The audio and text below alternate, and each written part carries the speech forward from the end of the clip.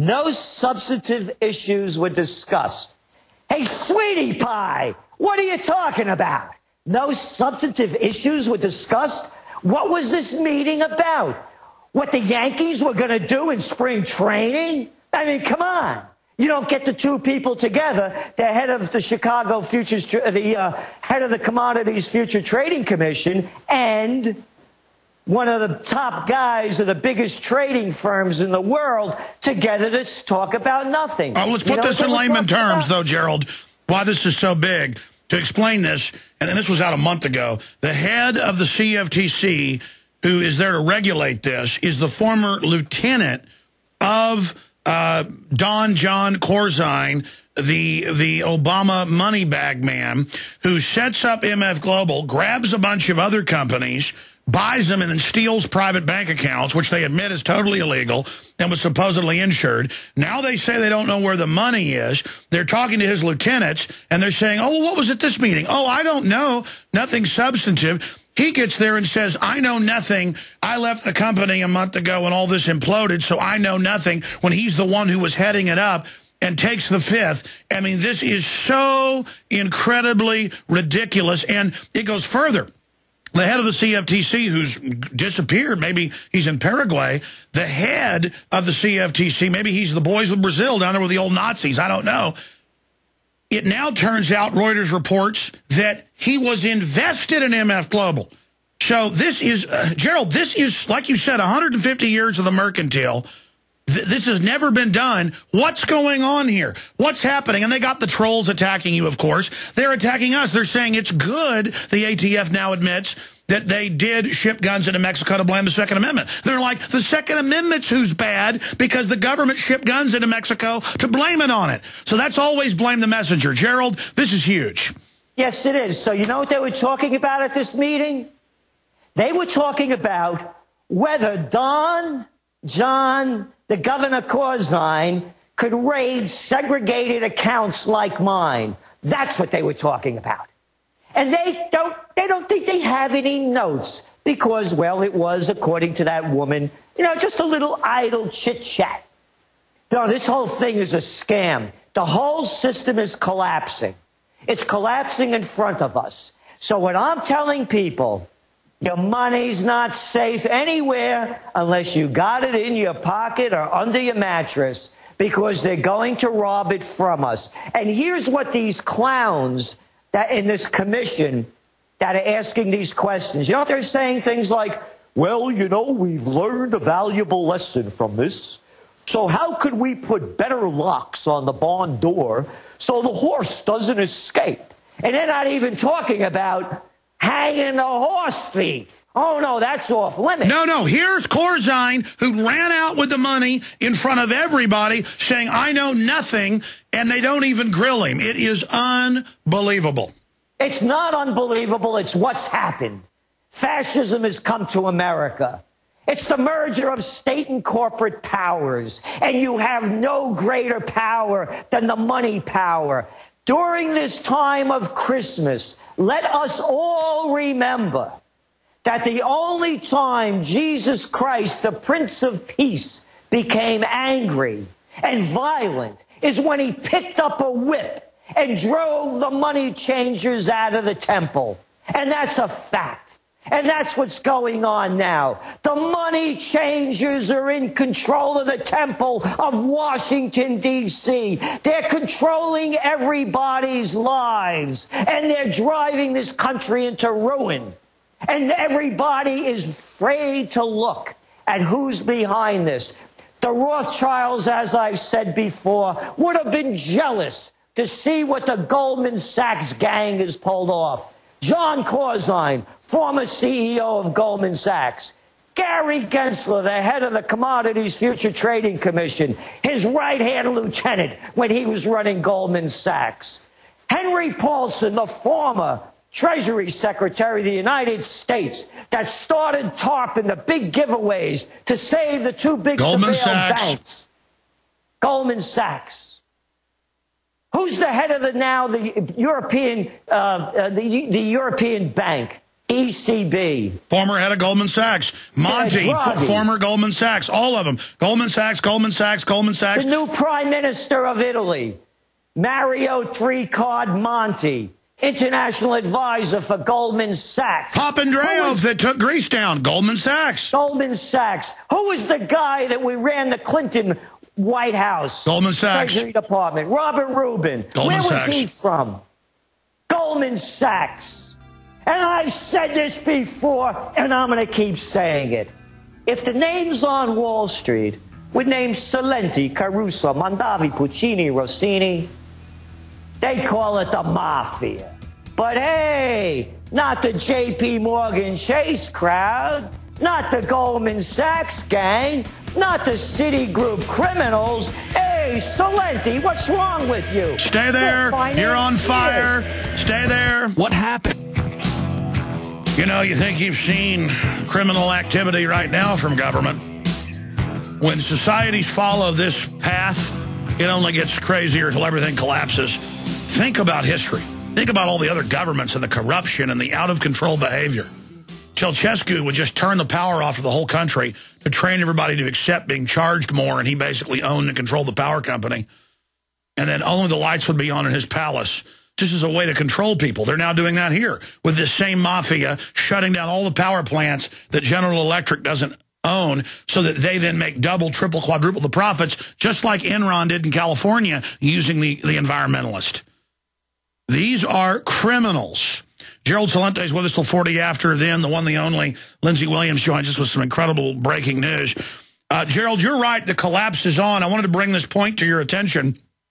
You know, they passed the NDAA, use the military on the streets, indefinite detention of citizens, North Korea-style legislation.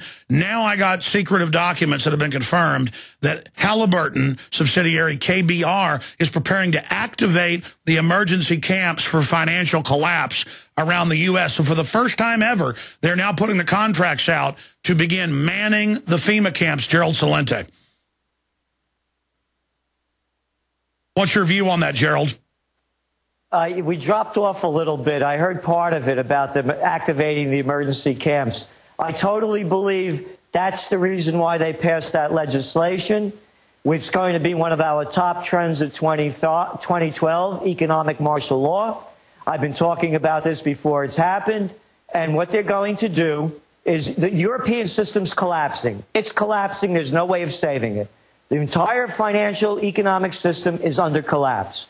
In China, look, pick up yesterday's paper.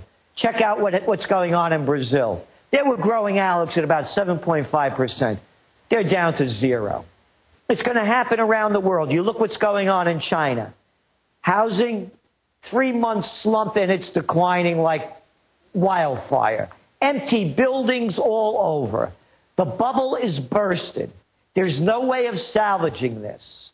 What I've said is that after the holidays, after they get the people to spend the money that they don't have on Christmas junk, they're going to pull the plug in the first quarter of 2012. When that happens, they are going to institute some form of martial law, economic martial law. And what that means is that you're going to see bank holidays, possibly dollar devaluations, some kind of draconian measures. As that takes place, remember now, all of these movements are heating up already. The Occupy movements, people are getting angry. They are and look what the goon squads do. You can see the perfect picture of the future by looking at that guy Pike, you know, the fat boy over there spraying little kids with pepper spray as he's shaking it up, with enough body armor on there, you know, to protect them from, you know, the Hulk. And by the way, he lost his house to the banker scams, but he doesn't even care, obviously. But it's worse than that.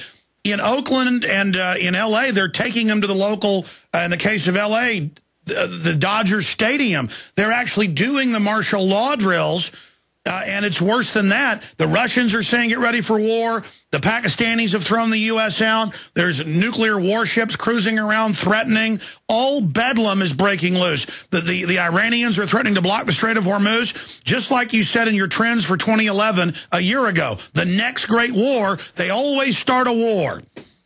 They always start a war after the financial collapse and after they milk the system and grab every dollar out of it and squeeze it out of the people. When there's nothing left to squeeze, they take you to war. They get you killed. And the Iranian one, that's the flashpoint. Look at what's going on. Add it up. Syria. It's collapsing. They have a huge amount of problems over there. The United States is supporting the anti-government movement, as is other European countries. And now Turkey's moving into that. Who is Syria's greatest ally? Iran. Look at the sanctions they're pushing on in Iran. This is a replay of World War II with Japan. Remember when they cut off Japan from getting oil supplies? The same thing is happening now in another scenario. Iran is the third. Anybody that has these many fingers can count that high. They're the third largest world oil supplier, behind Russia and Saudi Arabia. Now it's making it impossible for Iran to sell their oil. Stay there. Let's get your forecast straight ahead. By the way, it's in Reuters. It's admitted Western-backed rebels have blown up the main gas and oil pipeline into Damascus, Syria. So there, I mean, the war is on. They admit the West and Israel is bombing Iran, blowing up bases right now. I mean, it is on. This war has already started, and it's run by criminal banks that want to take your bank account. All right, it's our final segment with Gerald Celente, who I really appreciate in his busy schedule, giving us an update on MF Global now that Corzine has gone up and taken the fifth, because he knows nothing about what happened in the collapse. He was just the head of the company who had all the key federal regulators were his former employees and who were invested with him. So, Gerald Celente, you've got hundreds of thousands of dollars missing. Now they're talking about $3 billion missing. And they're just saying, Congress is like, gee, how do we not have this happen again? There's no discussion of how dare you steal this money? How dare you destabilize everything?